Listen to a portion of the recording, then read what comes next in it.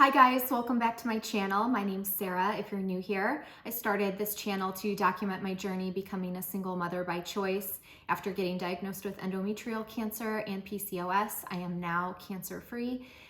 So if any of those topics apply to you at all, please be sure to hit the subscribe button and click the notification bell to get notified anytime I upload new videos. So I wanted to do a video to update you guys. I do have my HSG scheduled. It is for this coming Tuesday. I believe that's March 30th. So if you don't know what an HSG is, it's, and hopefully I don't butcher this, it's a hysterosalpingogram. I think I said it right.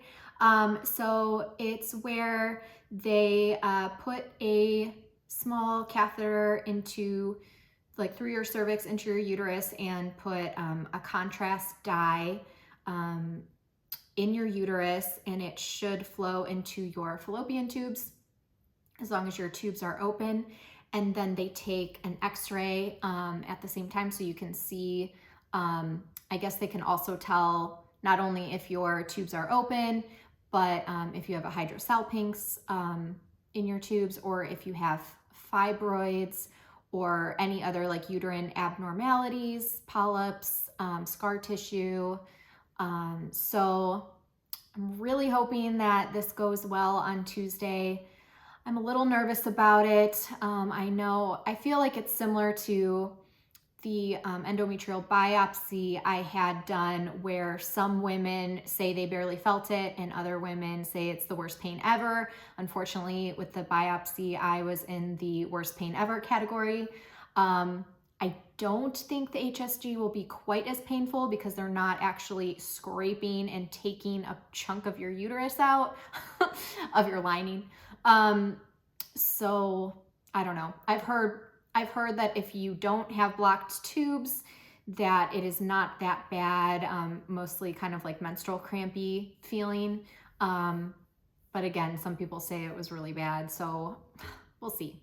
But so when that day comes, I will document how that goes and let you guys know. So just as an update, what I'm doing this cycle, other than the HSG, is we are trying out a natural or modified natural frozen embryo transfer protocol. So on cycles day 3 through 7, I took letrozole to hopefully help grow a follicle. And so yesterday was day 7. So today I don't take letrozole anymore as of today. And then I'm going to go in for an ultrasound on Thursday next week, 2 days after my HSG, to see what my lining looks like and if I have a dominant follicle.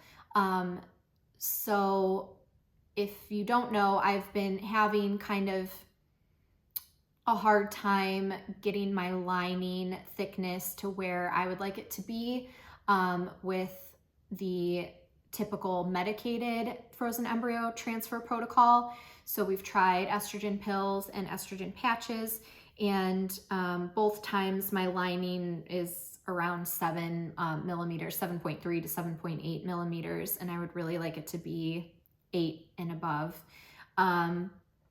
I usually don't have an issue with the trilaminar appearance. I know for my first frozen embryo transfer, they said that it was textbook, looked amazing, like trilaminar wise, and it was 7.8 millimeters. So they were like, look, we like to see it above 7. 7.8 is basically 8. I know you really want to hit that 8 mark, but it looks beautiful. So I don't know. We're just hoping or wondering if I don't take estrogen, I just make my own estrogen and ovulate on my own, if I have a better lining.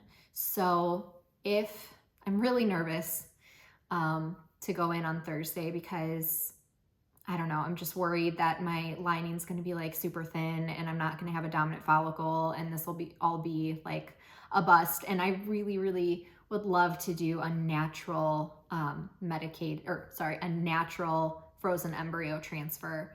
cycle versus medicated. So I'm really hoping that this works. And I also, even though I did this before and it didn't really seem to do much, I'm still drinking my bone broth every day, pomegranate juice, taking baby aspirin, tons of vitamin E, supposed to help your lining. I added in L-arginine.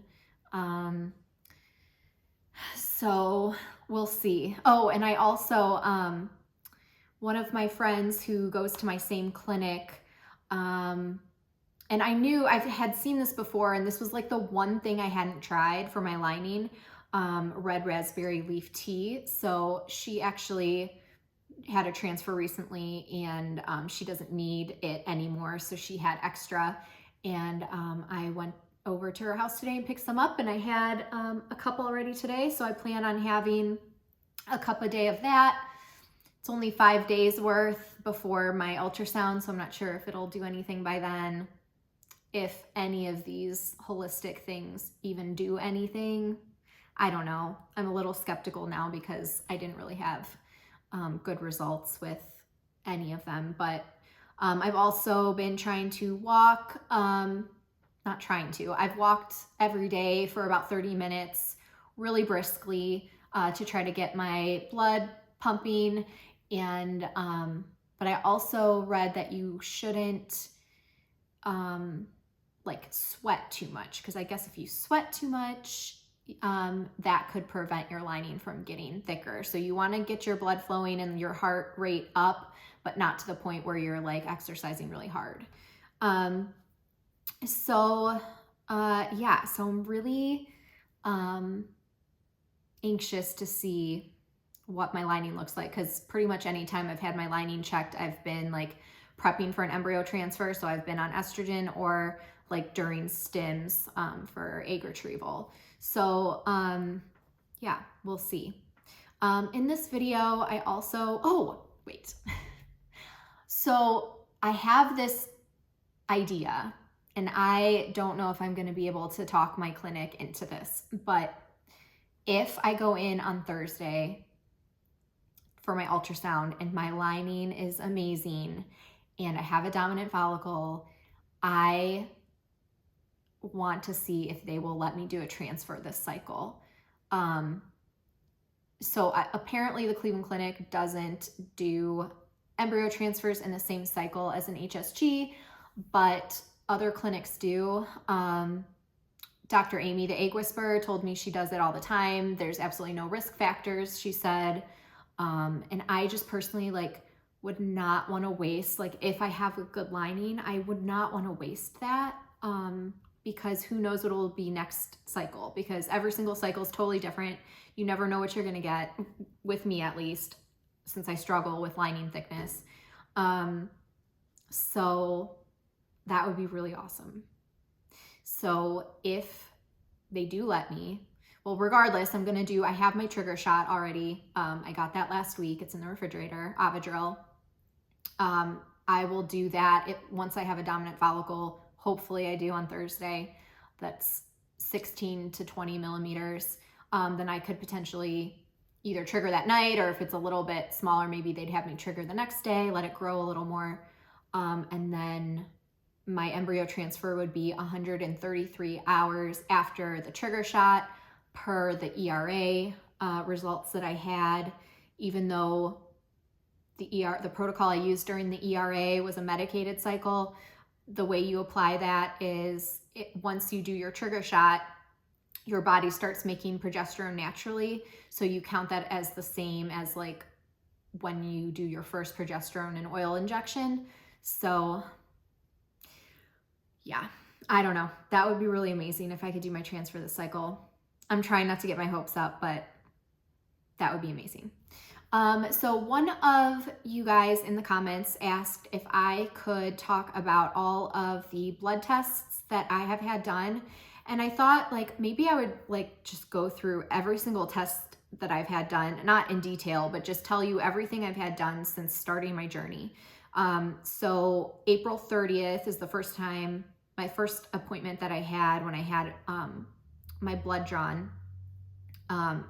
to start, like, and I had my ultrasound the first time getting my fertility checked. So they checked my DHEA. I had herpes simplex 1 and 2 checked, hepatitis B, hepatitis C, HIV, syphilis. All of those were negative. My DHEA was normal. TSH was normal. Prolactin was normal. FSH was normal. My testosterone, and I've talked about this before, was extremely high. It was in the 90s.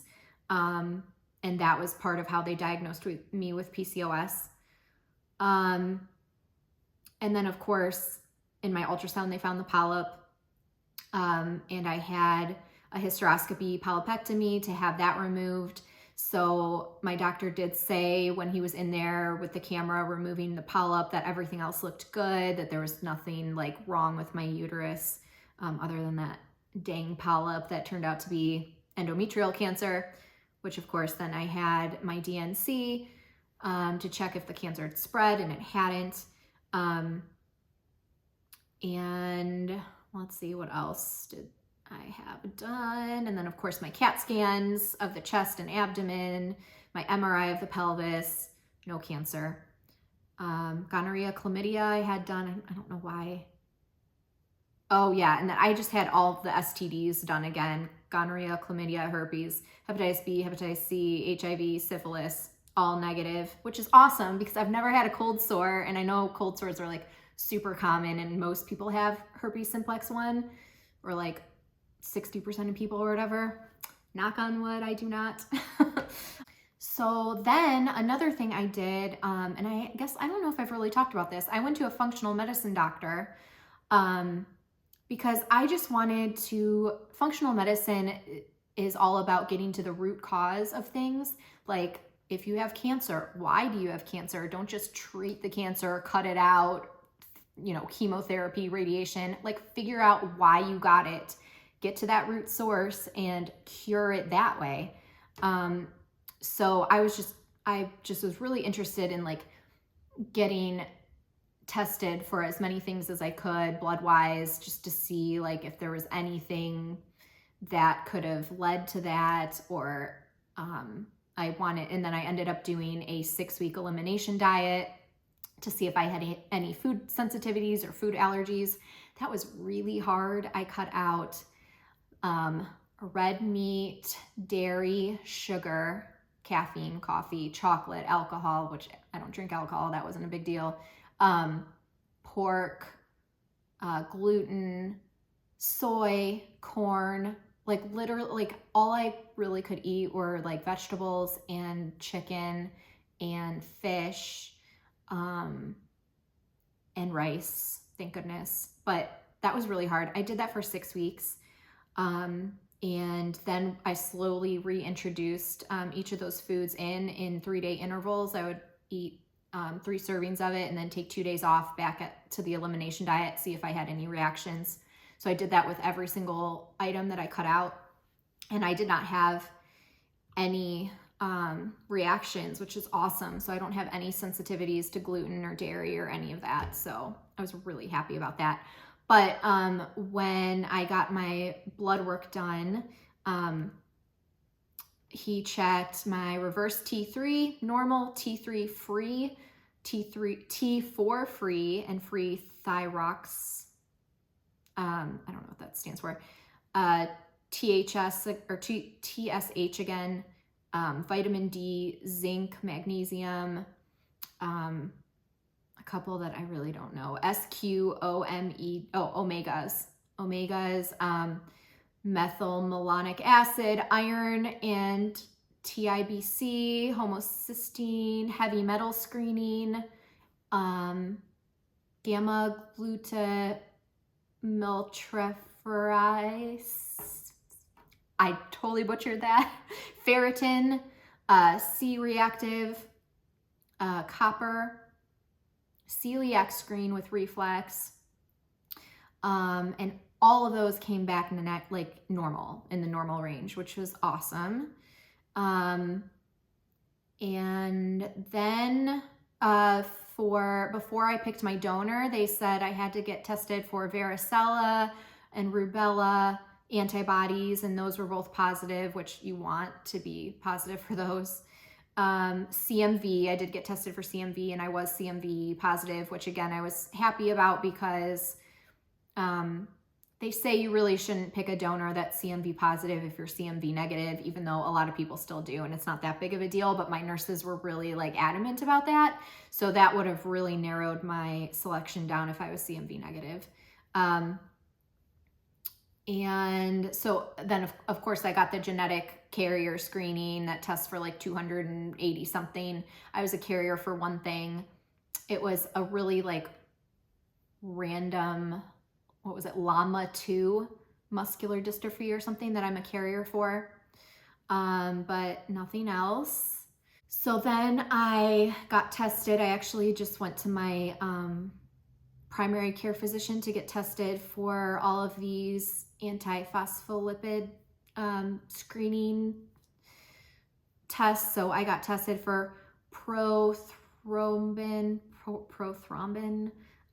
factor 2 gene mutation, that was normal. Factor 5 Leiden mutation, that was normal. Cardiolipin antibodies, so cardiolipin IgG, cardiolipin IgM, cardiolipin IgA, those were all normal.